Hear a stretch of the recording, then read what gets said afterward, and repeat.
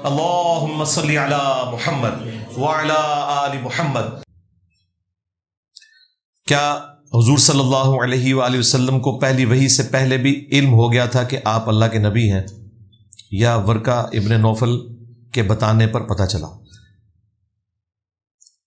غامدی صاحب اور مولانا اسحاق کا موقف اس کے خلاف ہے۔ جی، غامدی صاحب اور مولانا اسحاق صاحب کا موقف آپس میں بھی میچ نہیں کھاتا۔ پہلی بات ہے یہ دونوں کو اکٹھا ذکر نہ کریں۔ غامدی صاحب بخاری مسلم کی حدیث کے منکر ہیں، مولانا اسحاق صاحب منکر نہیں ہیں، لہذا یہ مکس نہ کریں۔ باقی جو مولانا اسحاق صاحب بیان کر رہے ہیں وہ وہی ہے جو بخاری مسلم میں لکھا ہوا ہے، لہذا کوئی مختلف نہیں، موقف وہی ہے۔ رہا یہ معاملہ کہ نبی الاسلام کو کیا پہلے پتا تھا؟ نبی صلی اللہ علیہ وآلہ وسلم کو اعلان نبوت سے پہلے چند ایک ایسے سمٹمز آنا شروع ہو گئے تھے جس سے آپ کو اس چیز کا معلوم چل گیا تھا، لیکن ڈیفینیٹلی اسی وقت پتا چلا جب آپ کے اوپر وحی نازل ہوئی۔ البتہ نبی اپنی پیدائش سے لے کر وفات تک اللہ تعالی کی حفاظت میں ہوتا ہے۔ اب یہ کہنا کہ نبی الاسلام کو شروع سے پتا تھا تو بھئی یہ تو قرآن کے خلاف ہے۔ قرآن میں واضح ہے ما کنت تدری ما الکتاب ولا الایمان، اس قرآن کے نزول سے پہلے نہ تو آپ کتاب کے بارے میں جانتے تھے، نہ آپ ایمان کی تفسیرات کو جانتے تھے۔ اللہ نے اس قرآن کے ذریعے آپ کو اس اعلیٰ مرتبے پر پہنچایا۔ وَوَجَدَكَ ضَالًّا فَهَدَىٰ، اے محبوب ہم نے آپ کو اپنی محبت میں خود رفتہ پایا تو ہدایت کی اعلیٰ ترین منزل پر پہنچا دیا۔ تو یہ بات تو کلیئر کٹ ہے کہ نبی الاسلام کو پہلے معلوم نہیں تھا، لیکن اللہ کی حفاظت میں تھے۔ اعلان نبوت کے قریب کئی ایک سمٹمز آئے، جس طرح کہ نبی الاسلام کی مسلم شریف میں حدیث ہے میں اس پتھر کو بھی پہچانتا ہوں جو بعثت سے پہلے مجھے سلام کیا کرتا تھا۔ اب یہ بہت بڑا ایکسپیرینس تھا۔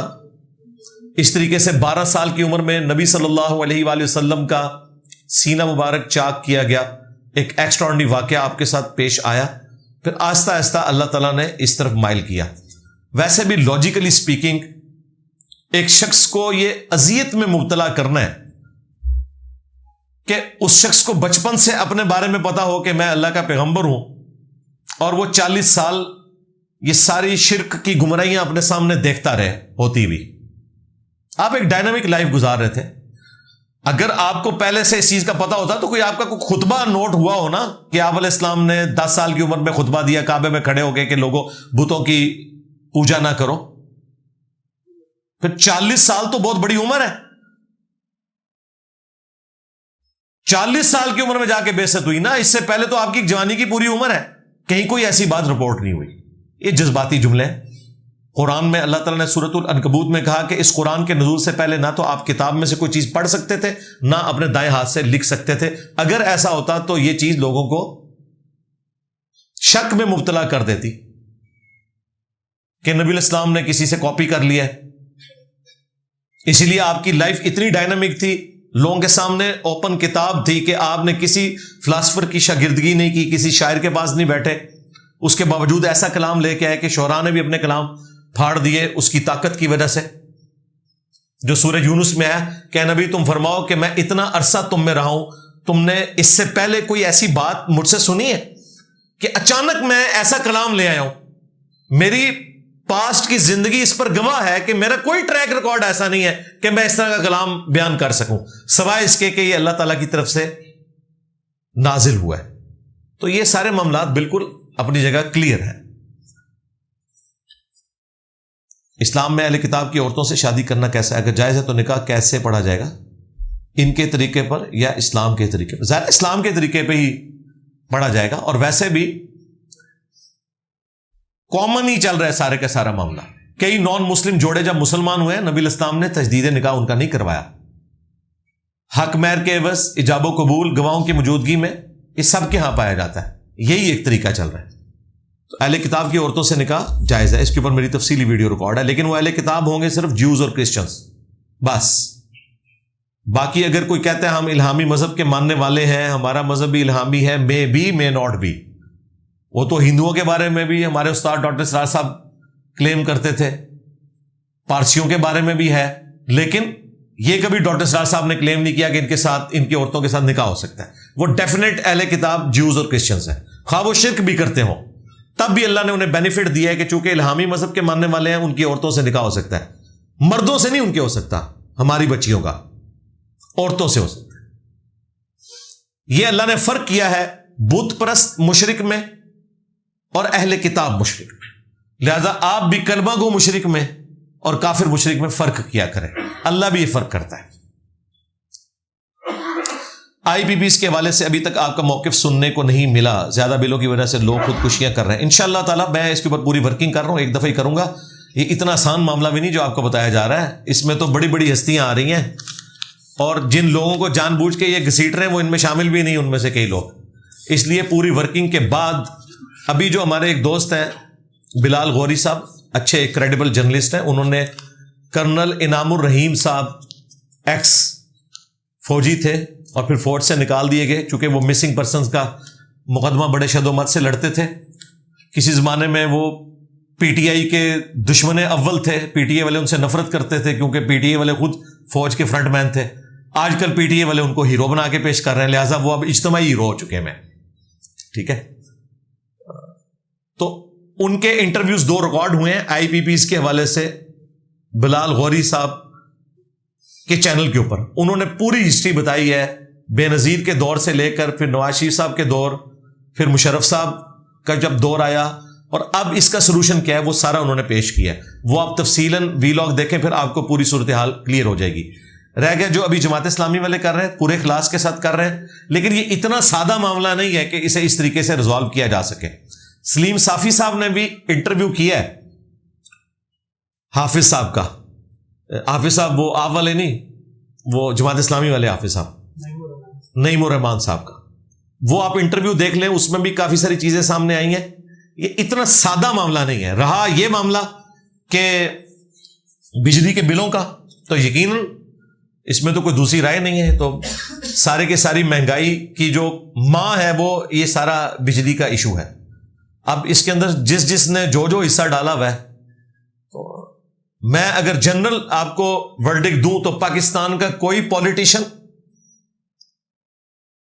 اور کوئی فوجی ڈکٹیٹر اپنے آپ کو بری ذمہ نہیں کر سکتا اس سے، سارے کے سارے اس میں شامل ہیں۔ اس وقت جو گورنمنٹ میں ہے، اس وقت جو اپوزیشن میں ہے، سب کے سب شامل ہیں۔ اپنے اپنے دور میں سب نے لچ فرائی کیا ہوا ہے۔ جو آج ٹھیکیدار بنے ہوئے ہیں نا عوام کے مسائل کے، یہ اپنے دور حکومت میں خود رینیو کر چکے ہیں ان ٹھیکوں کو، لیکن ہوتا یہ ہے کہ ہر کوئی اپنی طرف کی پکچر پیش کرتا ہے، تو پوری پکچر جو ہے وہ انہوں نے پیش کی ہے، وہ آپ دیکھ لیں تو زیادہ بہتر ہے۔ اگر ایک فری لانسر آئی ٹی اور سیلز کی سروسز امریکن کمپنیز کو فراہم کرتا ہے، اور کمپنیز کی ڈیلنگ شراب، سور کا گوشت اور وغیرہ، اگر تو صرف یہی وہ ڈیلنگ کر رہے ہیں پھر آپ نہ پرووائڈ کریں۔ اگر حلال اور حرام مکس ہے پھر آپ ان کو سروسز پرووائڈ کر سکتے ہیں۔ یوز کے اعتبار سے وبال ان کے اوپر ہے، آپ کے اوپر نہیں ہے۔ اگر ایک امریکن بزنس اپنے سٹاف کو کرسمس اور دیگر کافروں کے تہواروں کا بونس دے تو کیا ایک مسلمان کے لیے اسے لینا جائز ہے؟ نہیں، مسلمان کیوں لے رہا ہے؟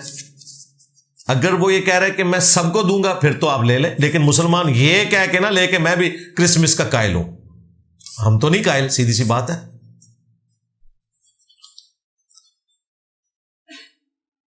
اگر لڑکی کے گھر والے اس کی ہر کوشش کے باوجود زبردستی شادی کے لیے بضد ہوں تو لڑکی کیا کرے؟ کوئی مسئلہ نہیں ہے، بعد میں تماشا نہ لگائے، پہلے ہی تماشا لگا لے کہ میں نے نہیں کرنا، اور ان کو تھریٹ کر دے کہ جب آپ برات آئی بھی ہوگی میں نہیں جاؤں گی، میں سائن نہیں کروں گی، میں مشور ڈال دوں گی۔ آج کے اس ماڈرن دور میں آپ سوچ سکتے ہیں کوئی زبردستی کسی کو بھیج سکتا ہے؟ ویڈیو ہی لیک ہو جائے گی، پولیس پہنچ جائے گی ان کے گھر۔ یہ کرنا کہ بعد میں جا کے اس خامند کو جو بیچارہ اس کا کوئی لینا دینا ہی نہیں اس مسئلے سے، اس کو جا کے وہ اپنے قریب نہ آنے دے اور کہ جی میں تو یہ تو میں تو وہ نہیں۔ اس طرح کی جو عورتیں ہیں نا، انہیں جو تماشا لگانا ہے پہلے لگائیں، بعد میں نہ لگائیں۔ اگر شیعہ کی احادیث کی کتابیں اہل سنت سے الگ ہیں تو سنی شیعہ بحث کیوں ہے؟ تو الگ نہیں، ایک جیسی ہیں جی، کوئی فرق نہیں ہے۔ قرآن تو ایک ہے ہمارا، رہ گئے حدیث کی کتابیں، اس میں بھی 80% چیزیں ایک جیسی ہیں۔ بھائی سب سے بڑا مسئلہ نماز کا تھا نا، سنیوں کے اندر بھی سب سے بڑی جو مصیبت ہے نماز کے طریقے پہ ہے نا۔ میں نے تو وہ بھی ثابت کیا کہ سنی شیعہ کی نماز بھی ایک ہے، رفع الیدین دونوں کرتے ہیں، ہاتھ چھوڑنے کی روایتیں یہاں پہ بھی ہیں وہاں پہ بھی موجود ہیں۔ لہذا عقائد کے لیے قرآن دیکھیں گے، اس کے لیے نہ بخاری دیکھیں گے نہ اصول الکافی دیکھیں گے۔ مسائل کے لیے آپ نے جو دیکھنا ہے وہ دیکھتے رہیں، کوئی مسئلہ نہیں ہے، میجورٹی چیزیں ایک جیسی ہیں۔ میری خالہ کہتی ہے ہمیں تو اللہ کا تعارف ان بزرگوں اور بابوں نے کروایا ہے۔ خالہ سے پوچھیں نہیں کس بابے نے آپ کو اللہ کا تعارف کروایا ہے؟ چشتی رسول اللہ، تھانوی رسول اللہ، کس نے؟ ظاہر ہے پوچھیں نا، وہ بابے کا وہ نام لیں گے نا، کس بابے کو ذکر کر رہے ہیں؟ ہمیں تو کسی بابے نے نہیں تعارف کروایا، کس نے کہا ہے؟ کہتے نہیں یہ کتابیں بابوں کے ذریعے پوچھیں، نہیں، یہ کتابیں تو انگریزوں کے پرنٹنگ پریس پہ پرنٹ ہوئی ہیں۔ آپ کے بابے تو اس چکر میں تھے کہ جناب وہ گولے میں سور کی چربی ڈلتی ہے، فلاں ڈلتی ہے، سلطنت عثمانیہ بڑھ گئی انہی چکروں میں، فتووں کے اندر پرنٹنگ پریس کی مخالفت وہ لوگ شروع میں کرتے رہے، آج پرنٹنگ پریس کی برکت سے ہی سارا دین کا کام ہو رہا ہے۔ تو کن بابوں نے، کس بابے نے جناب وہ نماز کی ٹائمنگ کی کیلکولیشن کی ہے، یہ گھڑیاں بنا دی ہیں ڈیجیٹل؟ ذرا بابا تو بتائیں کون سا اللہ کا تعارف ہے؟ اللہ کا تعارف تو اللہ کے فضل سے آج ہماری ویڈیوز کی برکت سے لوگوں کو توحید کلیئر ہونی شروع ہوئی ہے، جو قرآن میں 1400 سال سے موجود تھی۔ یہ تعارف کروایا انہوں نے کہ 5 وقت نماز کی ہر رکعت میں پڑھتے تھے ایاک نعبد و ایاک نستعین، اور پھر باہر نکل کے پڑھتے تھے یا باہلک بیڑا تک۔ یہ اللہ کا تعارف کروایا ہے خالہ جی؟ خالہ جی یہ تعارف کروایا یا معین الدین چشتی پار لگا دے کشتی، بڑی بڑی سرکار بڑی کھوٹی قسمت کر دے ہری، یہ تعارف کروایا انہوں نے اللہ کا؟ ہاں، اگر کسی بابے نے یہ اللہ کا تعارف کروایا نا کہ مدد اللہ سے مانگنی ہے، کوئی بابا جو ہے اپنا پیشاب بھی نہیں روک سکتا، اس کو بابا مانو، باباؤں کے بابا۔ دیکھا میرا پارا چڑھ جاتا ہے، اس قسم کی پرچیاں نے مجھے بھیجا کریں۔ علی بھائی مردوں کے حقوق بھی عورتوں کو بتا دیں، یہ بات ٹھیک لکھی، صحیح بات ہے۔ دیکھیں قرآن کی بھی سنت ہے کہ پسے ہوئے طبقے کو زیادہ ایڈریس کیا جاتا ہے۔ قرآن میں سورۃ النساء ہے، سورۃ الرجال کوئی نہیں ہے، عورتوں کے اوپر ہے، پسا ہوا طبقہ تھا، اس لیے ان کے حقوق بیان ہوئے۔ ہم بھی اگر عورتوں کے حقوق پہ بات کرتے ہیں تو اس لیے کہ اسلام آنے کے باوجود پسا ہوا طبقہ ہے۔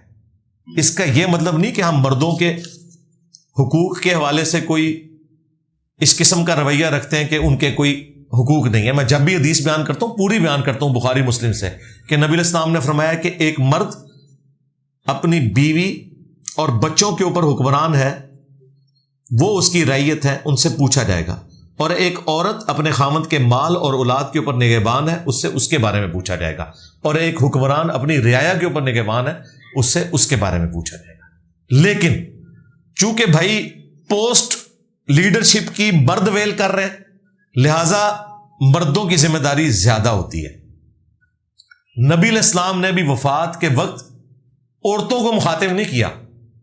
بخاری مسلم کی حدیث ہے، میں اپنے بعد تمہارے لیے سب سے بڑا فتنہ تمہاری عورتیں چھوڑ کر جا رہا ہوں۔ یہ فتنے سے مراد پنجابی والا نہیں، آزمائش، کہ تم نے اپنی بیویوں کے ساتھ اس نے سلوک کرنا ہے، یہ نہ ہو کہ اس کی وجہ سے تم جہنم میں چلے جاؤ، یہ کہنا تھا۔ تو نبی علیہ السلام کا بھی اوور آل اسلوب جو ہے وہ ٹلٹ ہے اس طرف کہ عورتوں کے حقوق کی بات کرنی ہے، کیونکہ مرد تو پہلے ہی پاور میں ہے۔ ہاں، جہاں عورتیں مردوں کو طلاق دیتی ہیں جن جگہوں پہ، وہاں والا معاملہ ایک الگ ہو جاتا ہے۔ ادروائز ہمارے معاشرے میں مرد ڈومیننٹ ہے، اس لیے ہم یہ بات کر رہے ہوتے ہیں۔ عورتوں کے حقوق اگر مرد پورے دے تو مرد کو اپنے حقوق کے لیے بھیک مانگنے کی ضرورت ہی نہیں ہے۔ عورتیں تو اپنے خامدوں کے ساتھ بڑی مخلص ہوتی ہیں، اس ذہن میں رکھیے گا۔ مرد ادھر ادھر ضرور منہ مارتے ہیں، عورت جب شادی کے بعد اپنے خامد کے پاس آتی ہے نا، کوئی لاکھوں میں ملینز میں کوئی بدکار عورت نکل آئے، لادہ بات، ادروائز اوور آل عورتیں شریف النفس، اپنے مردوں کے ساتھ کمیٹڈ، اپنا گھر بسانا چاہتی ہیں، ان کے ماں باپ بھی ان کو یہی کہہ کے بھیجتے ہیں، ذہن میں رکھیے گا۔ یہ مرد ہیں جو اپنی عورتوں کے ساتھ صحیح ڈیلنگ نہیں کرتے، اس کی وجہ سے معاملات بگڑتے ہیں۔ اس میں زیادہ تر مسئلہ فائنینشیل ایشوز کا ہوتا ہے، پھر لڑائی بار کر کے آتے ہیں، غصہ اپنے بیوی بچوں پہ نکالتے ہیں۔ آپ اکثر مردوں کو دیکھیں گے، بار ان کے اخلاق کی مثال دی جاتی ہوگی، گھر ان سے بڑا کتا کوئی نہیں ہوگا، گھر والوں کے لیے کتے بنے ہوئے. حالانکہ حدیث شریف میں یہ ہے کہ سب سے بہتر وہ ہے جو اپنے گھر والوں کے لیے بہتر ہے. تو اس پرچی کے بعد بھی مجھے کوئی فرق نہیں پڑا. میں ابھی بھی اس موقف پہ ہوں کہ مرد اگر عورتوں کو حقوق دیں گے تو انشاءاللہ عورتیں بھی مردوں کے حقوق کا خیال رکھیں گی. یہ مردوں کی ذمہ داری ہے نا کہ عورتوں کو دین سکھائیں. جب دین سکھایا جائے گا تو اس میں پھر حدیث بتائی جائے گی نا کہ اگر میں سجدہ جائز سمجھتا تو بیویوں سے کہتا کہ اپنے خامدوں کو کریں اس حق کے سبب جو اللہ نے دیا ہے. یہ حدیث منوانے کے لیے آپ کو وہ ساری حدیثیں بھی تو ماننی پڑیں گی نا جو نبی علیہ السلام نے بیویوں کے بارے میں کہا کہ مسلم شریف میں حدیث ہے کوئی بھی اپنی مؤمنہ بیوی سے بغض نہ رکھے. مسلم شریف میں حدیث ہے دنیا برتنے کی جگہ ہے اور سب سے بہترین برتنے کی چیز نیک بیوی ہے.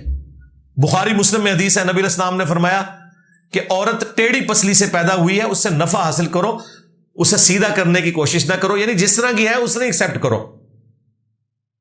اگر اسے سیدھا کرنے کی کوشش کرو گے تو توڑ بیٹھو گے اور اسے توڑنا اسے طلاق دینا ہے. تو دیکھیں یہ اللہ تعالیٰ نے سلسلہ ایسا بنایا ہے اس میں مرد کو ہی ٹالرنس سے کام لینا ہے جس کا سب سے بڑا ثبوت ہے کہ طلاق کا اختیار اللہ تعالیٰ نے عورت کو نہیں مرد کو دیا ہوا ہے. عورت کو دیا ہوتا تو پہلے ہفتے ہی چھٹی کروا کے سارے بیٹھے ہوتے کیونکہ عورت کو غصہ جلدی آتا ہے لیکن ٹھنڈا بھی جلدی ہوتا ہے.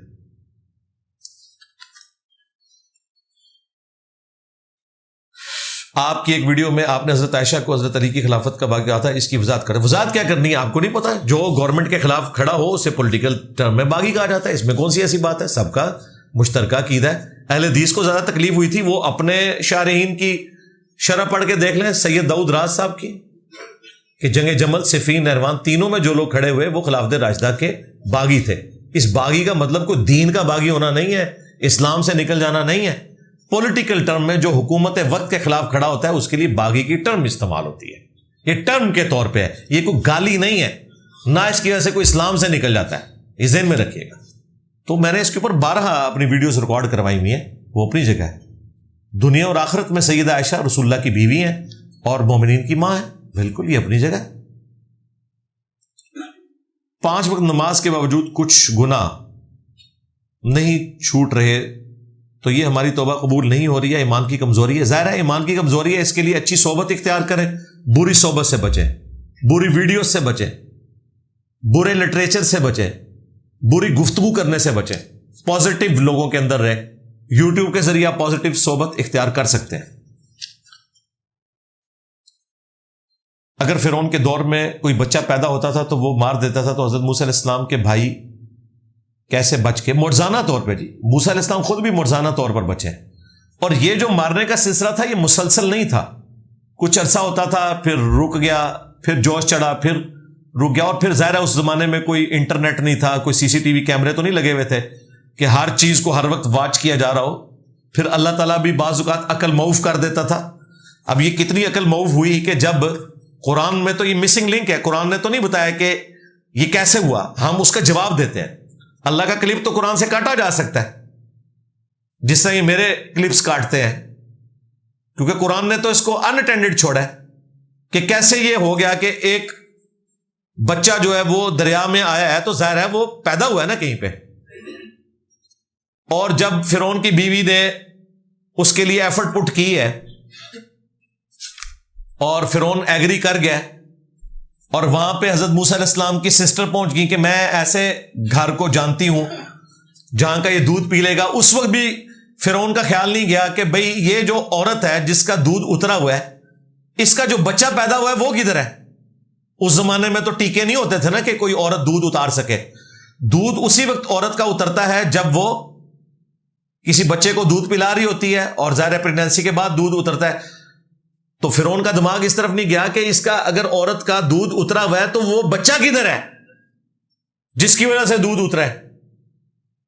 ٹیکنیکلی سپیکنگ اگر آج یہ معاملہ ہو اللہ تعالیٰ عقل معاف نہ کرے تو موسیٰ علیہ السلام کی والدہ نے پکڑے جانا تھا. تو اس کا مطلب ہے یہ معجزانہ طور پہ ہوا ہے کہ اس کا دماغ اس طرف گیا ہی نہیں. البتہ ایک کامن سینس تھی کہ بھئی دودھ بھی اسی کا پی رہا ہے جا کے تو اس کا اپنا بچہ کدھر گیا. تو یہ فوراً مسنگ لنک تھا. یہ مسئلہ تو پنجاب پولیس نے بھی حل کر دینا تھا تو کیوں نہیں حل ہوا؟ اللہ نے پردہ ڈال دیا. بس یہ جواب ہے اس چیز کا. ٹھیک ہو گیا.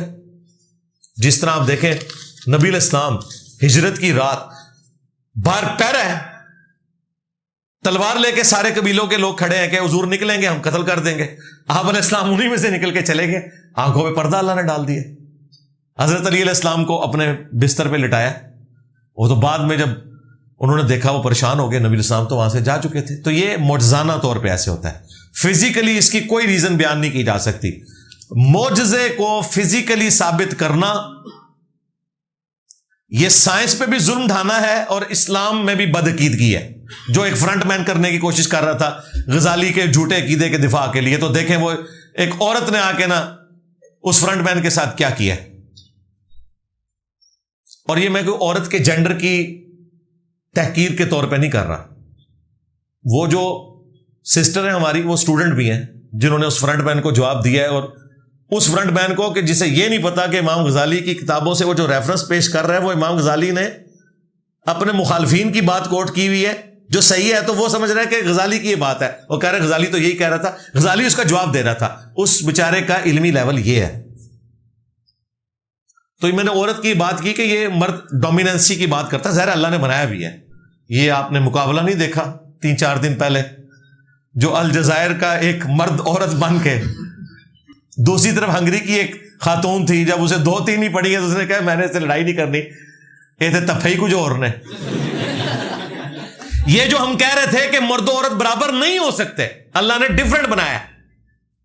جسٹس کریں گے, ایکویلٹی نہیں ہو سکتی, انصاف ہوگا. بعض معاملات میں عورتوں کو اللہ نے فضیلت دی ہے, بعض معاملات میں مردوں کو at the end of the day برابر رکھا ہے. ورنہ تو عورتوں کا ہاکی کی ٹیم کا مقابلہ مردوں کی ہاکی کی ٹیم سے ہو. یہ میں اکثر مثال دیا کرتا تھا. یہ تو اللہ کی طرف سے کرامت ظاہر ہوئی ہے جو یہ واقعہ ہوا ہے. یہ جو ابھی اولمپکس ہو رہے ہیں فرانس میں, پیرس اولمپکس, تو اس میں جب وہ الجزائر کی جو ایک عورت نما مرد تھا, وہ جب کٹہرے میں اترا ہے تو وہ تو سامنے والی عورت کو پتہ چل گیا, کیونکہ جب اسے 2-3 لگی اس نے کہا اسے تو میں مقابلہ جیت ہی نہیں سکتی, یہ تو کوئی اور ہی چیز ہے. تو بڑے پہنچے ہوئے بزرگ ہیں. تو میرا خیال ہے پوری دنیا کو پتہ چل گیا کہ اسلام مرد و عورت میں جو یہ والا ڈفرنس کرتا ہے یہ واقعی ایگزسٹ کرتا ہے. لیکن ادھر تو اور چیز ہوئی ہے. ادھر فرنٹ مین مرد تھا مولویوں کا, اور دوسری طرف ہماری اسٹوڈنٹ تھی فیمیل. دیکھیں ہماری اسٹوڈنٹ فیمیل ہو تو ادا کسونوی مولویوں کا فرنٹ مین نہیں برداشت کر سکتا. یہ بھی کرامت ہے, سچائی کی طاقت ہے. اللہ کا شکر.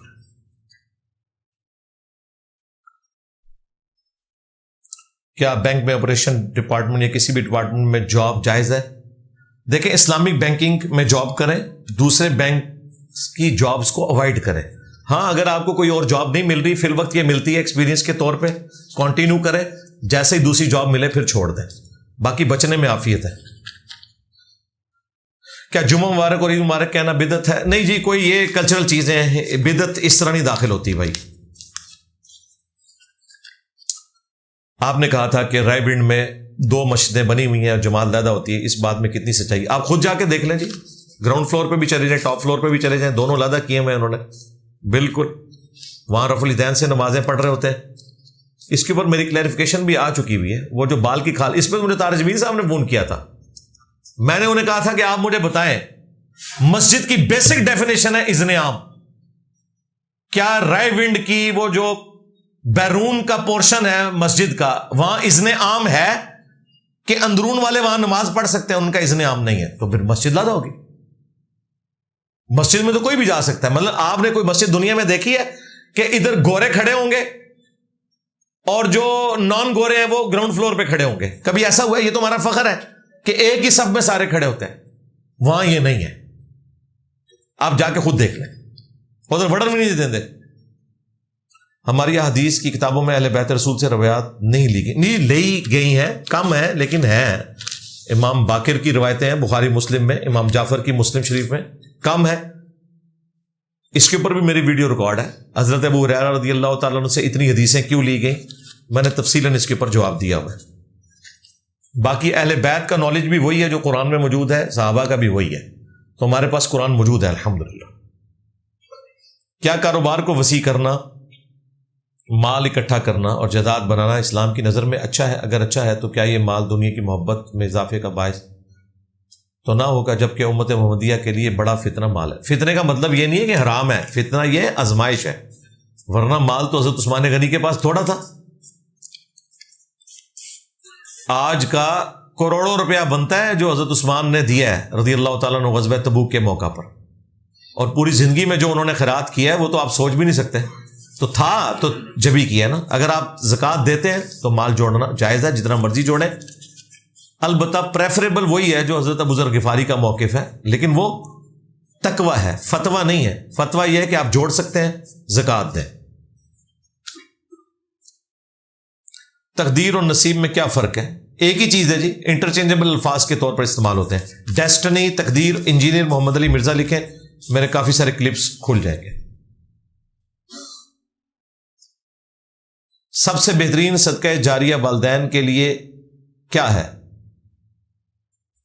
اگر یہ کیا لکھا ہوا ہے، اگر وفات پا چکے ہیں تو ایسا کام، اتنا لمبا کیوں لکھتے ہیں یار؟ بس سمپل پوچھ لیا، اصالہ ثواب کے 10 طریقے لکھیں تو میری ویڈیو کھل جائے گی۔ سب سے بہترین طریقہ یہ کہ آپ نیک عمل کریں، آپ کا آٹومیٹکلی ثواب آپ کے ماں باپ کو پہنچے گا، یہ سب سے بہترین طریقہ ہے۔ کیا امام کے پیچھے قرات کرنا ضروری ہے؟ بالکل جی، ان رکعتوں میں جس میں امام آہستہ آواز میں تلاوت کرتا ہے، جس طرح عشاء کی آخری 2 رکعتیں، مغرب کی آخری 1 رکعت، ظہر کی 4 رکعتیں، عصر کی 4 رکعتیں، ان میں آپ نے قرات کرنی ہے۔ جہاں اونچی آواز سے کر رہا ہے تو سننا کافی ہے، اگر سکتے کرے تو آپ پڑھ بھی لیں۔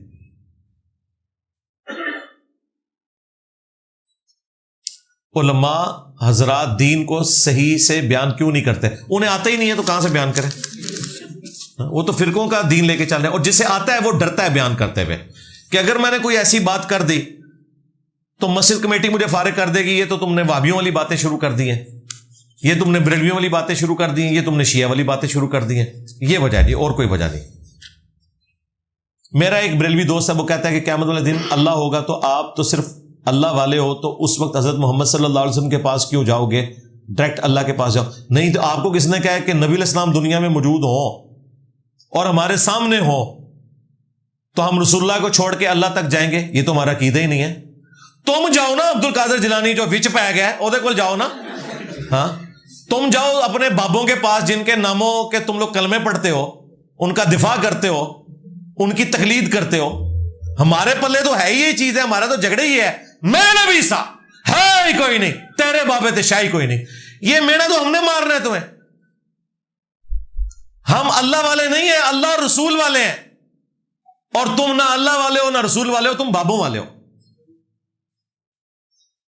تو نبی علیہ السلام جب سامنے موجود ہوں گے، آپ علیہ السلام کے سامنے مقدمہ جائے گا۔ بخاری مسلم میں ہے، نبی علیہ السلام کے مبارک زمانے میں جب بارش نہیں ہوتی تھی، صحابہ کرام آپ سے دعا کرواتے تھے، لیکن بخاری میں یہ ہے 1010 نمبر حدیث، 1010 نمبر حدیث، حضرت عمر کہتے ہیں انا کننا نتوسل الیک بنبینا، اے اللہ پہلے تیرے نبی کے وسیلے سے تیری طرف متوجہ ہوتے تھے، اب ہم تیرے نبی کے چچا کو لے کے ہیں، ان کی دعا کی برکت سے بارش نازل فرما۔ تو کیا حضرت عمر کے لیے مشکل تھا کہ وہ قبر رسول پہ جا کے رسول اللہ سے کہتے یا رسول اللہ آپ دعا کرو؟ انہیں پتا تھا کہ امت نے اس کو غلط رنگ دے دینا اس بات کو، اور نہ یہ نبی علیہ السلام نے تعلیم فرمایا قبر رسول سے مانگنا۔ میری ایک تفصیلی ویڈیو ہے، آپ دیکھیں۔ حضرت عمر نے عقیدہ بتایا کہ نبی علیہ السلام اگرچہ اپنی وفات کے بعد بھی اللہ تعالیٰ کی بارگاہ میں مقبول ہے، بلکہ پہلے سے زیادہ مقبول ہے، وَلَلْآخِرَةُ خَيْرٌ لَكَ مِنَ الْأُولَى، رسول اللہ کی اس وقت قبر کی زندگی دنیا کی زندگی سے بہتر ہے، اور آخرت کی زندگی قبر کی زندگی سے بہتر ہوگی، لیکن چونکہ ہمارے سامنے موجود نہیں، ہم ان کے سامنے مقدمہ نہیں رکھ سکتے۔ قیامت والے دن نبی علیہ السلام سامنے موجود ہوں گے، یہ تو قرآن میں حکم ہے، وَتَعَاوَنُوا عَلَى الْبِرِّ وَالتَّقْوَى وَلَا تَعَاوَنُوا عَلَى الْإِثْمِ وَالْعُدْوَانِ۔ جب حضور سامنے ہوں گے، سارے مسئلے حضور کے سامنے پیش ہوں گے، تو اسی دسو کہ تواڈے بابے کتنے ہون گے؟ ہاں، تو تم لوگوں نے تو بابوں کے پاس جانا ہے، نبی علیہ السلام سے تمہارا کیا لینا دینا؟ ان کے پاس جاؤ جو کہتے ہیں نہیں 70 دفعہ وعدہ لیا ہے کہ میرا کوئی مرید بھی اس وقت تک میں جنت میں نہیں جاؤں گا جب تک سارے مرید نہ سال دے جاؤں۔ ٹھیک ہے، اگر نبی الاسلام صحابہ کرام نے کبھی بغیر رفع دین کی نماز نہیں پڑھی تو بغیر رفع دین کی نماز پڑھنا بدعت کیوں نہیں ہے؟ بالکل جی، ان لوگوں کے حق میں بدعت ہے جو اس کا مذاق اڑا رہے ہیں، اور جو یہ سمجھتے ہیں یہ صرف سنت ہے، ہم اسے چھوڑ بھی سکتے ہیں، ان کو ہم ترغیب دلاتے ہیں۔ جو یہ کہتے ہیں منسوخ ہو گیا، یہ مکھیاں مارنا ہے، تو ان کی نماز کو ہم بدعتی والی نماز ہی کہتے ہیں جو اس سنت کا مذاق اڑا رہے ہیں۔ بلکہ امام بخاری نے تو لکھا ہے ان لوگوں پہ اللہ کا عذاب نہ آ جائے، انہیں ڈرنا چاہیے جو یہ سنت کا مذاق اڑا رہے ہیں۔ اگر ایک حدیث کو ایک محدث صحیح کہتے ہیں دوسرا محدث ضعیف، تو کس کی بات مانی جائے؟ اس کی بات مانی جائے جو قرآن، بخاری، مسلم کی احادیث میں فٹ ان بیٹھتی ہو، ٹچ سٹون وہ ہیں، اس طرح کر لیا کریں۔ ہم تو ایسے ہی کرتے ہیں۔ کیا ایک عام آدمی جس کو دین کا زیادہ فہم نہ ہو وہ تقلید کر سکتا ہے؟ کم فہم ہو، زیادہ فہم ہو، تقلید تو کرنا ہی حرام ہے۔ تقلید یہ ہے کہ بغیر دلیل کے کسی کی بات ماننا، دلیل کے ساتھ مانیں گے کوئی تقلید نہیں ہے، وہ آپ جس کی مرضی کریں، وہ تقلید ہے ہی نہیں۔ آج مجھے بتائیں، امام حنیفہ بتا رہے ہیں آپ کو ملک بینک کا مسئلہ، بلڈ بینک کا مسئلہ، ٹرین میں نماز کا مسئلہ، یا مفتی تقی عثمانی اور مفتی منیب بتا رہے ہیں؟ تو انفیوں اپنے آپ کو منیبی اور عثمانوی کہا کرو نا، انفی کو کہتے ہو؟ مسئلے ان کے مان رہے ہو؟ وہ کہتے ہیں نہیں، جدید مسائل میں اجتہاد کا دروازہ قیامت تک کھلا ہے۔ یہی تو ہم کہہ رہے ہیں کہ اجتہاد فکس نہیں ہوا چار بندوں کے اوپر۔ تقلید کو انہوں نے پریکٹیکلی خود چھوڑ دیا ہوا ہے، اور جہاں ان کے زنانیہ کا مسئلہ آنا جو ہوتے تھے ویسے ہی چھوڑ چکے تھے۔ فقہ حنفی میں تو آپ کو پتا ہے کہ امام حنیفہ نے کہا کہ 90 سال بلکہ 120 سال تک انتظار کرے گی عورت جدھر خاوند گھوم گیا۔ ادھر انہوں نے امام مالک کے اوپر فتویٰ دیا ہوا ہے، شریف تھانوی نے بھی۔ جیسے ہی عورتوں میں مسئلہ آتا ہے فوراً اس طرف چلے جاتے ہیں۔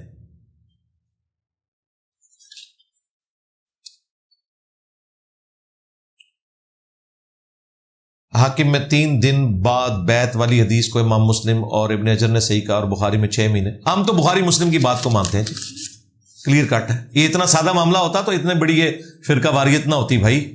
قرائن بتا رہے ہیں کہ وہی کچھ ہوا ہے جو بخاری مسلم میں لکھا ہوا ہے، 6 مہینے والا مسئلہ۔ تاریخی روایات کے صحیح ہونے کی تصدیق کیسے کی جائے؟ کوئی طریقہ نہیں میرے بھائی، بہتر یہ ہے کہ وہ تاریخ آپ فالو کریں جو بخاری مسلم میں لکھی ہوئی ہے، جو قرآن میں لکھی ہوئی ہے۔ اس کے علاوہ جو ہے اس کے لیے بہت مشکل ہے، زیادہ تر تو جھوٹ ہی لکھا ہوا ہے۔ ذیل میں آپ کوٹ کر سکتے ہیں کسی صحیح حدیث کے ذیل میں ریفرنس کے طور پہ، ادروائز اوورال تو بڑی خطرناک باتیں لکھی ہیں۔ شاہ ولی اللہ دہلوی کی تقلید پر عبارت کے جواب میں ائمہ کہتے ہیں کہ حدیث سے خود رزلٹ صرف مجتہد نکال سکتا ہے، جبکہ آپ کہتے ہیں کہ ہر شخص خود حدیث پڑھے۔ جی حدیث خود پڑھے، اور مجتہد کیا رزلٹ نکالے گا؟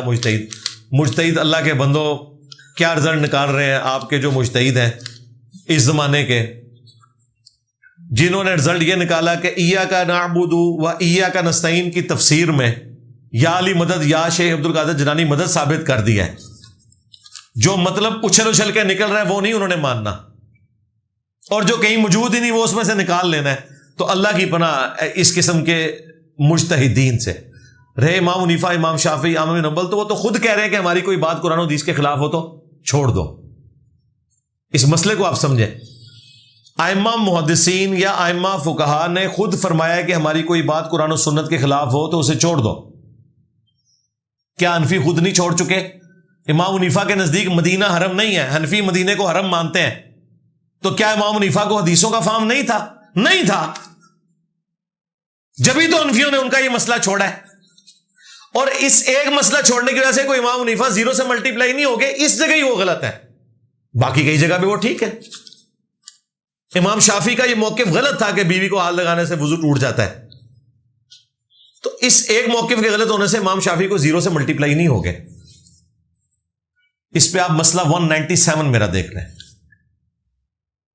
اگر ایک چیز پر ایک زمانے میں اجماع ہو جائے اور بعد میں ختم ہو جائے، تو یہ تو تھیوریٹیکل سوال ہے، کوئی مثال دیں کہ کوئی اجماع ہوا تھا اور وہ ختم ہو گیا۔ ہمارے نزدیک تو ایسا نہیں ہے۔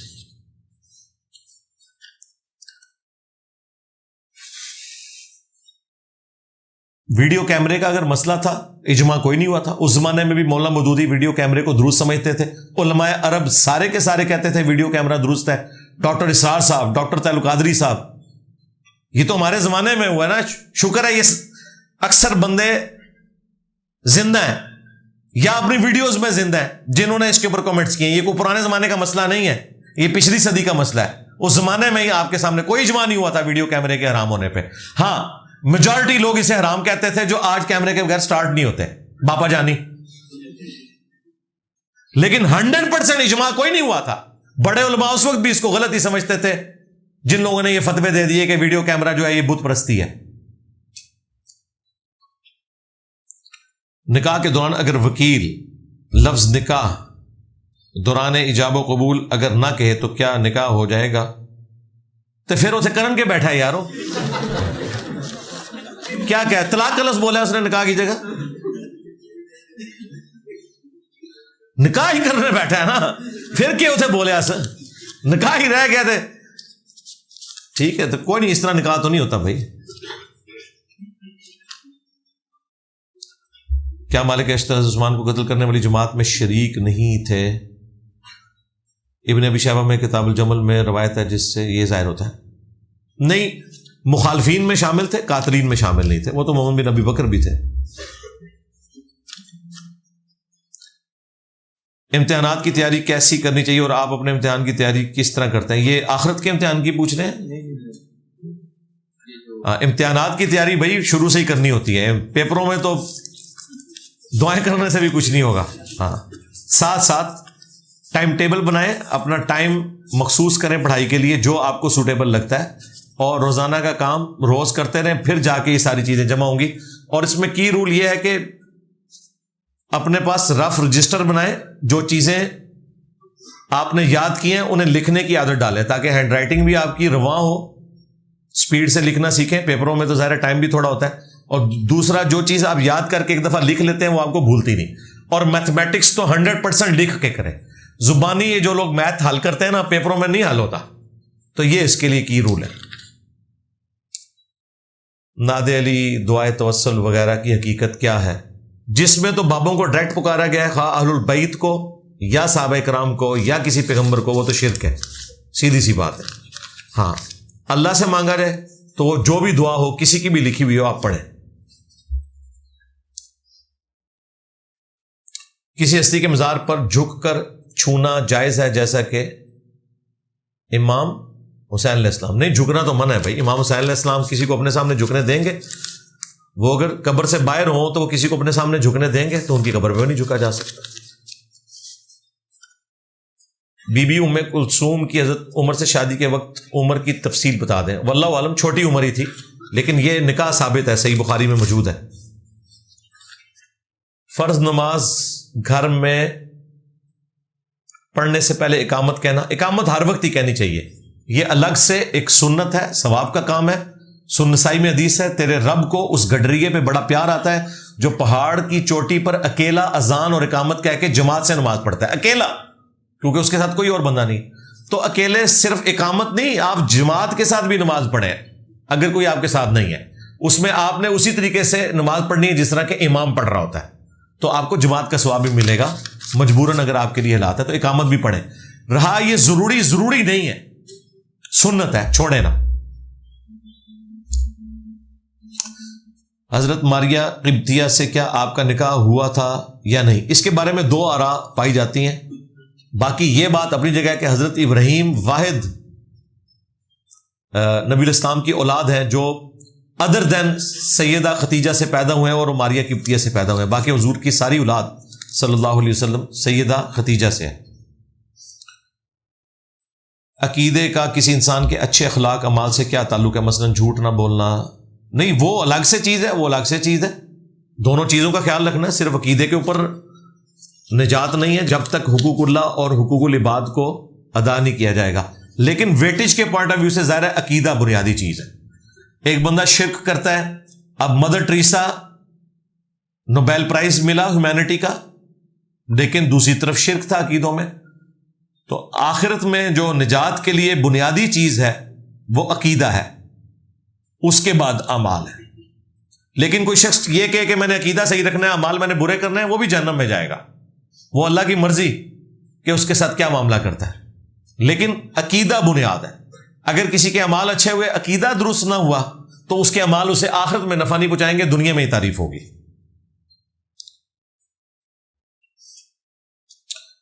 جدید دنیا جو مادیت سے لبریز ہے، اس میں دین مذہب کی کیا افادیت ہے؟ وہی افادیت ہے جو ہم پیش کر رہے ہیں۔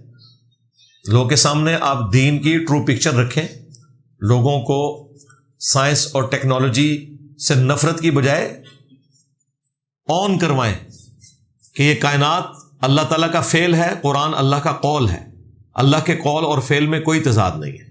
قرآن حکیم میں 1000 سے زیادہ آیات فزیکل فینومینا آف نیچر پہ ہیں، قانون قدرت جو دنیا میں اللہ کے چل رہے ہیں، ہواؤں کا چلنا، بارش کا برسنا، کھیتیوں کا اگنا، ان کا خوراک بنانا، انسانوں کی زندگی اس پہ ڈپینڈنٹ ہونا، سورج چاند ستاروں کو اللہ نے کام میں لگایا، یہ ساری کی ساری چیزیں اللہ تعالیٰ کی قدرت کی نشانی ہے، یہ کوئی الگ چیز نہیں ہے۔ ہاں، اگر کوئی شخص انہی میں گم ہو جائے اور ان کے کریٹر کی طرف توجہ نہ کرے، وہ مادیت ہے۔ ایک شخص کروکوڈائل کے اوپر 40 سال لگائے اور پوری زندگی اس پہ لگا دے کہ اس کی فلاں کوالٹی کیوں ہے، اس کی فلاں کوالٹی میں کون سی ایسی یونیکنس ہے جو دوسرے میں نہیں ہے، لیکن اس کے پیدا کرنے والے کی طرف توجہ نہ جائے، یہ ہے مادیت۔ یہ وہ دجالی سسٹم ہے جس نے صرف ایک آنکھ کھولی ہوئی ہے مادے کی، اور روحانیت کی آنکھ نہیں ہے۔ ریویلڈ نالج، ایکوائرڈ نالج دونوں کو لے کے چلنا ہے۔ قضا نماز ہوتی ہے، اس کی کیا حقیقت ہے؟ جو ساتھ ساتھ توبہ کرنے کے بعد نمازیں چھوٹ رہی ہیں، وہ آپ نے ساتھ ساتھ پڑھنی ہے۔ بخاری مسلم میں حدیث ہے، کوئی شخص بھول جائے یا سویا رہ جائے، جیسے ہی اسے یاد آئے یا وہ جاگے، وہ نماز پڑھ لے، اس کے لیے اس نماز کا ٹائم وہی ہے۔ ہاں، توبہ کرنے سے پہلے جو کئی سالوں کی نمازیں چھوٹی، ان پہ توبہ کافی ہے، ساتھ ساتھ آپ جو چھوٹیں گی وہ آپ نے پڑھنی ہے۔ غزوہ تبوک کے بارے میں مکمل احادیث اور قرآن کی روشنی میں مطالعہ کہاں سے کیا جائے؟ ہماری ویڈیو سے کیا جائے۔ غزوہ تبوک لکھیں، تفصیلاً میں نے ہر چیز بیان کی ہوئی ہے۔ سورہ التوبہ کی تفسیر میری پوری قرآن کی ریکارڈ ہوئی ہوئی ہے، وہ غزوہ تبوک کی لائیو کمنٹری ہے، وہ قرآن کلاسز میں آپ دیکھ لیں، ایک ایک چیز میں نے بیان کی ہے، وہ آپ کو کہیں بھی نہیں ملنی میرے بھائی۔ وہ مفسرین بھی ڈرتے ہیں وہ باتیں لکھتے ہوئے۔ سورہ التوبہ قرآن کی مشکل ترین سورت ہے، کیونکہ اس میں اگر آپ ٹروتھ ریویل کریں گے، پھر کئی چیزیں آپ کو شیعہ والی بھی ماننی پڑیں گی۔ جہاں شیعہ نے غلو کیا وہ الگ بات، لیکن جو ان کا مقدمہ تھا کہ حضور کے ساتھیوں میں کتنے لوگ ایسے تھے جو غزوہ تبوک میں بھی حضور کے ساتھ صحابی بن کے گئے، لیکن وہ منافق تھے، اور انہوں نے واپسی پہ آپ پہ قاتلانہ حملہ بھی کیا۔ اب یہ ساری وہ باتیں ہیں جو سنی نہیں کر سکتے۔ میں نے ایک ایک چیز کھول کے بیان کی ہے، جہاں شیعہ نے غلو کیا وہ بھی بتایا، جہاں اہل سنت نے ڈنڈی ماری وہ بھی بتائی ہے، تو وہ آپ دیکھ لیں۔ علی بھائی، آپ کو کبھی کسی نے پھکی دی؟ مجھے اکثر پھکیاں ملتی ہیں اپنے اسٹوڈنٹس کی طرف سے، اپنی بیوی کی طرف سے، اپنے بچوں کی طرف سے، لیکن وہ پھکیاں وہی ہوتی ہیں جو میں نے ان کے ہاتھ میں دی ہوتی ہیں۔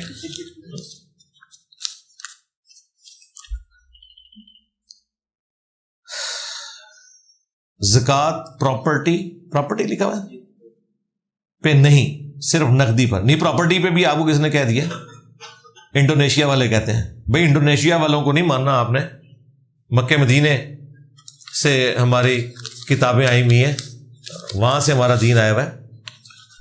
اگر یہ رول مان لیا جائے تو ٹھیک ہے، پھر آپ گولڈ بیچ کے پراپرٹی خرید لیں، دنیا کے سارے مسلمان پھر گولڈ بیچ دیں، پراپرٹی خریدیں، اور زکوٰۃ کے سسٹم کو ہی ختم کر دیں۔ زکوٰۃ کنز کے اوپر ہے، جو قرآن میں آئی نا چیز، کنز، جو مال جوڑا جاتا ہے، وہ سونے کی شکل میں بھی ہو سکتا ہے، چاندی کی شکل میں بھی ہو سکتا ہے، پراپرٹی کی شکل میں بھی ہو سکتا ہے، مال تجارت کی شکل میں بھی ہو سکتا ہے۔ البتہ جو چیز آپ کے استعمال میں، اس کے اوپر اللہ تعالیٰ نے زکوٰۃ ختم کر دی ہے۔ گاڑی جتنی مرضی مہنگی رکھیں، گھڑی جتنی مرضی مہنگی پہنے،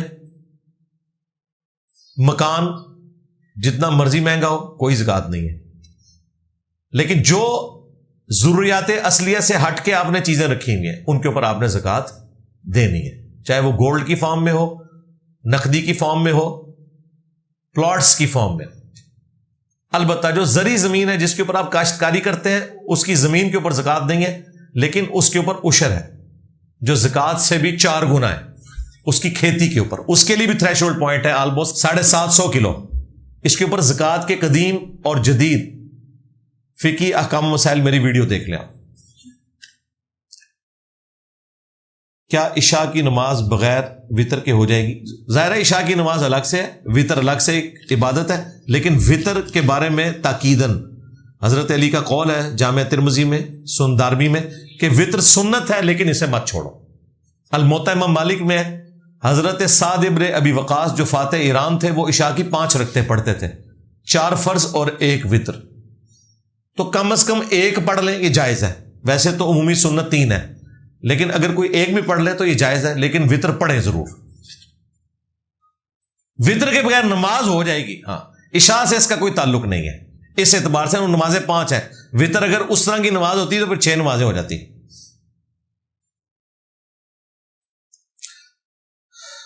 سونار کی دکانوں پر اکثر لکھا ہوتا ہے سونے کی خرید و فروخت شرعی کی جاتی ہے، اس سے کیا مراد ہے؟ انہی سے جا کے پوچھیں کہ وہ کس کو شرعی کہہ رہے ہیں، کس کو غیر شرعی کہہ رہے ہیں.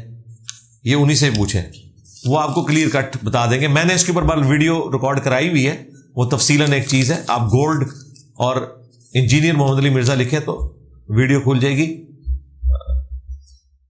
اس میں کئی چیزیں جو عوام الناس غلط سمجھ رہی ہوتی ہے وہ غلط بھی نہیں ہوتی ہیں. مثلاً یہ جو کاٹی جاتی ہے وہ درستی ہوتی ہے. اس کی وجہ یہ ہے کہ 24 کیرٹ سونا آپ کو نہیں بنا کے دیتے. وہ آپ نے دیکھا کہ سونے کا ریٹ لکھا ہوتا ہے، اسی ریٹ کے مطابق وہ آپ کو زیور بنا کے دیتے ہیں. حالانکہ وہ ریٹ تو سونے کا ہوتا ہے، زیور کا تو نہیں ہوتا. زیور پہ تو اتنی محنت ہوئی ہے، اتنی مزدوری دی ہے انہوں نے زیور بنانے والے کو. ہونا تو چاہیے کہ سونے کی قیمت لادہ سے چارج کریں آپ کو، اور زیور کے اوپر جو ان کی ایفرٹ پٹ ہوئی ہے اس کو ایک شکل دی ہے نا. دھاگے کی قیمت اور کپڑے کی قیمت برابر تو نہیں ہو سکتی. دھاگا کپڑے تک پہنچتے ہوئے کتنے مراحل سے گزرا ہے. اس طرح گولڈ جیولری بننے تک کئی مراحل سے گزرتا ہے. لیکن حیران کن بات ہے، جب آپ 1 تولے کا سیٹ لیتے ہیں، 2 تولے کا کوئی سیٹ لیتے ہیں، تو 2 تولہ جو قیمت اس دن گولڈ کی ہوتی ہے وہ چارج کرتے ہیں، اس کی مزدوری وہ چارج ہی نہیں کرتے. کیوں؟ اس لیے کہ وہ جو قیمت ہوتی ہے وہ 24 کیرٹ سونے کی ہوتی ہے. زیور بنتا ہے 22 کیرٹ سونے سے، 24 کیرٹ سے نہیں بنتا. وہ جو 2 کیرٹ کا وہ ایڈوانٹیج لیتے ہیں نا، وہ بیسیکلی وہ مزدوری ہے جو آپ سے چارج کر لیتے ہیں. آپ کو پیور گولڈ کا وہ زیور نہیں بنا کے دیتے، نہ اس کا وہ بن سکتا ہے، ورنہ وہ کافی نرم ہو جاتا ہے. تو وہ جو ایڈوانٹیج ہوتا ہے وہ مزدوری میں کور ہو جاتا ہے. وہ تولے کے پیچھے کئی ہزار کی مزدوری بنتی ہے، وہ آلریڈی اس میں کور ہو جاتی ہے. اس لیے اب جب آپ واپس بیچنے جائیں گے تو جو سونا آپ بیچ رہے ہیں وہ 24 کیرٹ تو ہے ہی نہیں، وہ 22 کیرٹ ہے. رہی مزدوری، وہ کہتے ہیں ہم نے مزدوری کو کیا کرنا ہے، یہ والا سیٹ ہمارا بکنا ہی نہیں، آج کل تو ڈیزائن کوئی اور چل رہا ہے، ہمیں تو توڑ کے دوبارہ بنانا پڑے گا، لہذا ہم کاٹیں گے.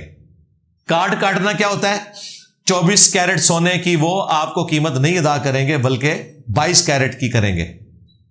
اور وہ ٹھیک کر رہے ہیں کیونکہ وہ ہے بھی 22 کیرٹ ہی ہے، 24 کیرٹ تو ہے بھی نہیں ہے. وہ کوئی ظلم نہیں کر رہے آپ کے ساتھ. البتہ یہ ایڈوانٹیج بعض دکاندار دیتے ہیں کہ اگر آپ ہمارا بنایا ہوا سونا ہمیں واپس کریں گے، ہم آپ کو پوری قیمت دیں گے. تو بہتر یہ ہے کہ ان دکانداروں سے آپ رابطہ کریں کہ اگر کل کو آپ کو بیچنا پڑے تو ان سے رسید بنوائیں، وہ پھر پورے پیسے ہی آپ کو واپس کرتے ہیں، وہ اس کو اکوموڈیٹ کرتے ہیں. یہ انہوں نے ایک انسینٹیو رکھا ہوا ہوتا ہے. دیکھ لیں، آپ کو سونے کی فیلڈ میں ڈگری لینے کی ضرورت نہیں ہے سونے کے مسائل جاننے کے لیے. اب کتنے گولڈ سمتھ ہمارے اسٹوڈنٹ بھی ہیں، وہ کئی مسائل مجھ سے آ کے پوچھتے ہیں کہ اس مسئلے میں ہمیں بتائیں کیا ہے، تو میں انہیں پھر کلیئر کرتا ہوں. اس کی وجہ سے مجھے ایجوکیشن ہے کہ پریکٹیکلی کاروبار کس طریقے سے ہو رہا ہوتا ہے. یہ جو انہوں نے رٹ لگائی ہوئی ہے نا، فلانے کے پاس ڈگری ہوگی، فلانے، یعنی اب یہ مسئلہ بتانے کے لیے یہ کہ جی پہلے انجینئر صاحب 1 سال کے لیے نا کسی گولڈ سمتھ کے پاس نا وہاں پہ نا کام کریں، پھر وہ ہمیں گولڈ کے مسائل بتائیں گے. یہ جو ججز بیٹھے ہوتے ہیں سپریم کورٹ میں، ہائی کورٹ میں، ان کے پاس تو قانون کی ڈگری ہوتی ہے، لیکن دنیا کا ہر مسئلہ ان کے سامنے پیش ہوتا ہے. آپ نے کبھی غور کیا؟ خواہ وہ ڈاکٹری کی فیلڈ کا ہو، انجینئرنگ کی فیلڈ کا ہو، سارے مسئلوں میں فیصلے دیتے ہیں. وہ کس طرح دیتے ہیں؟ وہ ایکسپرٹس کو بلاتے ہیں، ان سے ایکسپرٹ اوپینین لیتے ہیں، پھر اپنے دماغ کو یوز کر کے انہیں پتہ چل جاتا ہے کہ یہ چیز، وہ انہی سے سیکھ کے انہی کے مقدمے کو ریزالو کرتے ہیں. اس کے لیے آپ کو ذہین ہونا ضروری ہے، مولوی ہونا کوئی ضروری نہیں۔ سفر کے دوران اگر جماعت مل جائے تو کیا نماز پوری ہی پڑھنی ہوگی؟ ہاں، اگر امام پڑھا رہا ہے، بخاری مسلم میں آیا کہ اگر امام مقیم ہوگا تو آپ نے پھر پوری نماز اس کے پیچھے پڑھنی۔ اگر امام مسافر ہے تو آپ پھر 2 فرض پڑھیں گے سوائے مغرب کے، اس کے 3 ہی پڑھنے۔ سفر میں جمعہ کوئی نہیں ہے جی، یہ بعض لوگ جمعے والے دن اتنی ٹینشن میں ہوتے ہیں نا، گاڑیاں رکوا رہے ہوتے ہیں، یہ جمعہ پڑھنا ہے، آگے پیچھے نماز کو نہیں پڑھنی ہوتی ہے، جمعہ ہی پڑھنا ہوتا ہے ہفتے سے۔ اور بھائی مسافر پہ جمعہ ہے ہی نہیں۔ نبی علیہ السلام نے صحابہ کے ساتھ، ہزاروں صحابہ کے ساتھ سفر کیا، آپ نے جمعے کی نماز نہیں پڑھی، حالانکہ آپ کروا سکتے تھے جمعہ۔ مسافر زور پڑھے گا اور زور اثر جمع کرے گا، جمعے کی نماز نہیں ہے مسافر کے اوپر۔ پڑھنا چاہتا ہے ضرور پڑھ لے، گاڑیاں نہ رکوائے، لوگوں کو تکلیف میں نہ ڈالے، وہ ایک اضافی کام کر رہا ہوگا۔ سنت یہی ہے کہ آپ نے زور پڑھ لی۔ کیا احادیث کی کنفرمیشن کے لیے اسلام 360 استعمال کر سکتے ہیں یا کتاب ہی کریں؟ اسلام 360 سے مدد ضرور لیں، حدیث تلاش کرنا ذرا آسان ہو جاتا ہے، لیکن یہ کاپی پیسٹ کرنے میں بعض اوقات سافٹ ویئر کی لمیٹیشن کی وجہ سے کوئی الفاظ مسنگ ہو جاتے ہیں، بعض اوقات کوئی ٹائپنگ ایرر آ سکتا ہے۔ ادھر میں آپ کو یہی کہوں گا کہ آپ PDF سے نہ امیج لے کے نہ شیئر کروایا کریں، یونیکوڈ کاپی نہ کریں، اس میں ضروری نہیں اسلام 360 میں کوئی غلطی ہو، کاپی پیسٹ میں بھی غلطی لگ سکتی ہے، اور بعض اوقات اس میں بھی غلطی ہو سکتی ہے، کیونکہ پروف ریڈنگ اتنی ذمہ داری سے نہیں ہوئی ہوتی۔ جو یہ پرنٹڈ کتابیں ہیں نا، یہ 4-5 مختلف علماء سے وہ پروف ریڈنگ کرواتے ہیں، اس کے باوجود بھی اکا دکا جگہ اس میں بھی غلطی آ جاتی ہے، لیکن بہت کم چانسز ہوتے ہیں۔ بہتر یہ ہے کہ آپ اسلام 360 کو یوز کریں۔ اگر یونیکوڈ میں کوئی چیز شیئر کروانی ہے تو آپ ایک دفعہ PDF سے اسے پڑھ لیں تاکہ غلطی کے چانسز نہ رہیں۔ آپ دیکھ رہے ہیں کہ ہماری ویڈیوز میں کبھی بھی اسلام 360 سے یا کسی اور سافٹ ویئر سے یونیکوڈ کے طور پہ حدیث اٹھا کے ہم نے نہیں لگائی ہوتی، میں ہمیشہ ہارڈ کاپی کے امیجز لگاتا ہوں۔ وہ تمام کتابیں ہم نے PDF فارم میں فری رکھی ہیں ahlsunnatpak.com پہ، آپ ڈاؤن لوڈ کر کے وہاں سے امیجز لے کے شیئر کروا سکتے ہیں۔ کیا اسلام میں ناخن کھانا غلط ہے یا حرام ہے؟ ظاہر ہے جی غلط ہے، کھانے کیوں ہے آپ نے؟ جن کو عادت بھی ہے وہ کھاتے تو بہت تھوڑے لوگ ہیں، زیادہ تر تو وہ کاٹ کے پھینکتے ہیں، وہ بھی حرکت نہیں کرنی چاہیے، جراثیم والا معاملہ ہے۔ یہ بات درست ہے کہ نبی علیہ السلام نے 40 دن کے اندر ایک دفعہ ناخن کاٹنے کو مشروع فرمایا، لیکن اس طریقے سے نہیں، وہ آپ نے نیل کٹر سے یا استرے وغیرہ سے پہلے لوگ کاٹتے تھے، اس طریقے سے کاٹنا ہے۔ اسے معاشرے میں نحوست کیوں؟ یہ نحوست اس طرح کی نہیں ہے، ظاہر بیماری تو ہے نا میرے بھائی، اس میں جراثیم بعض اوقات پھنسے ہوئے ہوتے ہیں، اس اعتبار سے بات کی جاتی ہے۔ باقی جو پبلک میں مشہور ہے نا، وہ والی نحوست کوئی نہیں ہے کہ رات کے وقت کوئی جھاڑو دے دے تو نحوست ہو جائے گی، اس طرح کی کوئی اسلام میں چیز نہیں ہے، توہمات ہے۔ شیخ عبدالقادر جیلانی کو غوث اعظم کیوں کہتے ہیں؟ انہوں نے ایسا کیا کام کیا ہے جس پر لوگ انہیں مددگار؟ یار یہ تو بیچارے قیامت الدین خود ان سے شرمندہ ہوں گے، ان کا کوئی لینا دینا نہیں ہے، یہ خود سے انہوں نے، چونکہ تصوف میں سلسلے میں انہوں نے بزرگوں کی نا کوئی ہیرارکی بنائی ہوئی ہے، جس طرح آپ کی ہوتی ہے نا کہ اوپر پرائم منسٹر ہوتا ہے، اس کے نیچے وزراء ہوتے ہیں، صوبوں کے علیحدہ سے وزیر اعلیٰ ہوتے ہیں، اس طرح انہوں نے نا ایک تصوف کی ایک جعلی سی اپنی ایک تھیوریٹیکل ہیرارکی بنائی ہے کہ سب سے اوپر غوث ہوتا ہے، اس کے نیچے 4 کتب ہوتے ہیں، ہر کتب کے نیچے ابدال ہوتے ہیں، یہ سارا ڈرامہ بازی ہے، اس چکر میں ان کو کہتے ہیں۔ ان بیچاروں کو نہیں پتا کہ وہ غوث الاعظم ہے، ان کو نہیں پتا، اور یہ تو میں نے ان کا فراڈ نکال دیا، یہ کہتے ہیں اولیاء کے سردار ہیں، اور خود شیخ عبدالقادر جیلانی جس کے پڑپوتا مرید ہیں جنید بغدادی کے، جنید بغدادی خلیفہ ہیں سری سکتی کے، ان کے پیر ہیں معروف کرخی، اور ان کے پھر داؤد تائی، پھر حبیب العجمی، پھر حسن بصری، پھر مولا علی، جو انہوں نے جعلی ایک اپنا بنایا ہوا سلسلہ۔ جنید بغدادی کے آگے سے مرید ہیں ابو بکر شبلی، ان کے آگے عبد الواحد ہیں، اور ان سے آگے جا کے عبدالقادر جیلانی آتے ہیں 2-3 واسطوں کے بعد۔ اور جنید بغدادی تو کہہ رہے ہیں کہ اولیاء کے سردار جو ہیں وہ بایزید بستامی ہیں، اوئی بایزید بستامی، زیدہ ابا، ٹھیک ہے۔ تو اب عبدالقادر جیلانی کو ہم کہاں سے بزرگ مانے؟ ان کا تو لکڑ دادا پیر کہہ رہا ہے کہ بایزید بستامی اولیاء کا سردار ہے، دونوں ہی فراڈ ہے۔ ہمارے نزدیک اولیاء کے سردار ابو بکر، عمر، عثمان و علی ہیں رضی اللہ عنہم اجمعین وعلیہم السلام اجمعین۔ آخری پرچی، الحمدللہ۔ والد وفات پا چکے ہیں اور والدہ جائیداد تقسیم کرنے نہیں دے رہی، ہم بہن بھائیوں کی رضامندی ہے کہ تقسیم ہو۔ کورٹ میں جائیں، سیدھا سا مسئلہ ہے، وہاں والدہ کی مرضی نہیں چلے گی۔ اس طرح کے سارے مسائل کا حل عدالتیں ہیں، اور یہ وراثت کے جو اس قسم کے مسائل ہوتے ہیں نا، ایک زیادہ لمبا عرصہ نہیں چلتا، 6-7 مہینے کے اندر فیصلہ ہو جائے گا۔ ہمارے بھی اپنے قریبی رشتہ داروں میں اس طرح ایک بھائی جو ہے وہ بدمعاش بن کے بیٹھا ہوا تھا، وہ نہیں تھا بہنوں کو دے رہا، کورٹ میں گئے ہیں تو اپنے ہاتھی دیتا ہے، پھر انہیں زیادہ عرصہ نہیں چلتا۔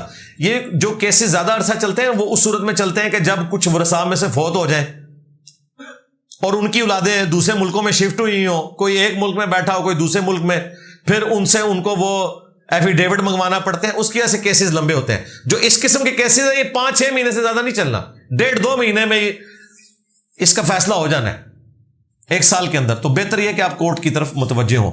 اس میں بے شک آپ کی ماں چیختی رہے کہ جی میں دودھ نہیں بخشاں گی، یہ وہ، پھر ان کو آپ نے میرے کلپ دکھانا ہے کہ تسی تو شاہی کوئی نہیں۔ ہاں، کیونکہ وراثت کے قوانین قرآن میں آئے ہیں، اللہ نے کہا یہ اللہ کی حدیں ہیں۔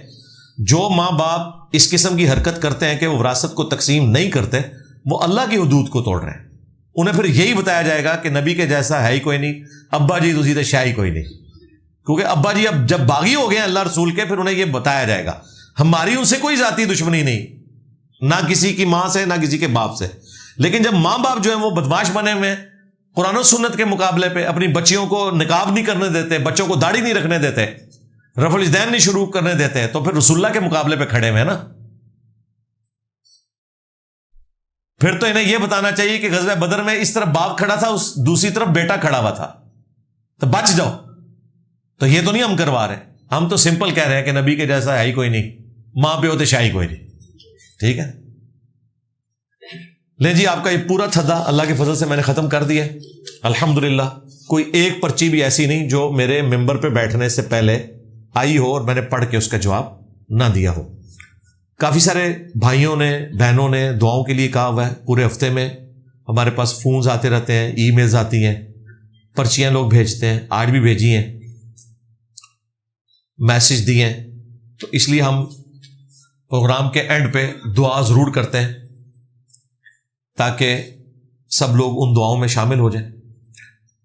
اللہم انی اسألک بانک انت اللہ لا الہ الا انت الاحد الصمد الذی لم یلد ولم یولد ولم یکن لہ کفوا احد وإلہکم الہ واحد لا الہ الا هو الرحمن الرحیم الف لام میم اللہ لا الہ الا هو الحی القیوم اللہم صلی علی محمد وعلی آل محمد لا الہ الا انت سبحانک انی کنت من الظالمین ربنا آتنا من لدنک رحمتا وہیئ لنا من امرنا رشدا رب ارحمہما کما ربیانی صغیرا ربنا هب لنا من ازواجنا وذرياتنا قرة اعین وجعلنا للمتقین اماما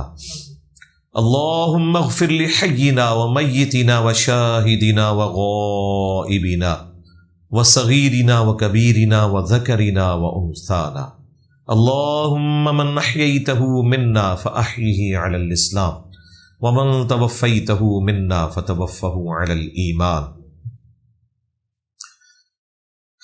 اے اللہ، جن جن بھلائیوں کا سوال تیرے محبوب صلی اللہ علیہ وآلہ وسلم نے تجھ سے کیا، ہمارے حق میں، ہمارے ماں باپ کے حق میں، ہمارے بیوی بچوں کے حق میں، ہمارے تمام رشتہ داروں کے حق میں، تمام مسلمانوں کے حق میں قبول و منظور فرما۔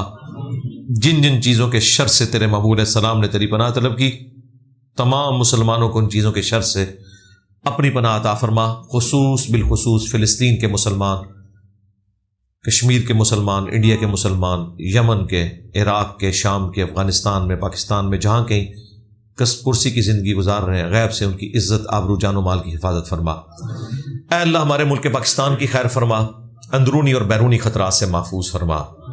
حاضرین کے دلوں میں جو جو نیک اور جائز دعائیں ہیں قبول فرما۔